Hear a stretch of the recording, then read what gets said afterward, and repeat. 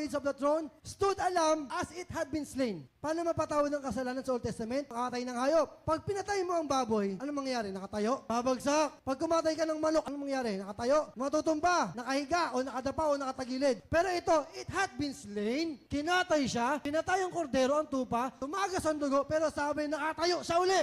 The lamb stood as it had been slain. Ibig sabihin, kahit pinatay ang tupa, mapatawad ang ating kasalanan, hindi siya nanatiling patay. Bumangon ng tupa. Si Jesus, after mamatay, ilang araw? 3, nabuhay siya muli, mga kapatid. Kung si Jesus namatay lang, hindi siya nabuhay magmuli, napatawad tayo sa kasalanan, pero wala tayong walang hanggang buhay. Kung si Jesus namatay lang, hindi siya nabuhay muli ika-3 araw, naugasan ang ating kasalanan ng kanyang dugo, pero wala tayong buhay na walang hanggan. Buti na lang, ang storya ng Biblia, hindi nagtapos. When Christ died, the end. Class dismissed, let's go home. Closing prayer. Hindi nagtapos sa kanyang kamatayan ang Matthew, Mark, Luke, and John. After niyang mamatay, it's not over yet. The story is still continuing. Nabuhay siya magmuli, kaya mayroon tayong bagong buhay, hindi na basta bagong buhay, buhay na walang hanggan sa langit at masaganang buhay dito sa lupa, mga kapatid. Because Christ both died and rose and revived. Christ is risen from the dead. Christ that died, yea rather, that is risen again. He is the first begotten of the dead. He loved us, He washed us from our sins in His own blood. So huwag kang matakot, huwag kang mangamba. Fear not,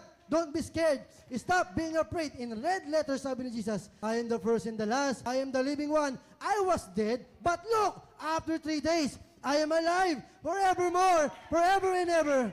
And I have the keys of death and of Hades. So kamatayan, nasaan ang iyong tagumpay? Kamatayan, nasaan ang iyong kamandag? Ang kamandag ng kamatayan ay kasalanan. At ang kapangyarihan ng kasalanan ay ang kautusan. Thou shalt not kill, pumatay. Thou shalt not steal, nagnakaw. Thou shalt not commit adultery, nag-adultery. Ayun ang power, sting of sin. Ngunit salamat sa Diyos na nagbigay sa atin ng tagumpay sa pamamagitan ng Panginoong Jesucristo ng ating Mesaya. Thanks be to God. Pasalamatan natin ng Diyos. Purihin natin siya. Sambahin natin siya.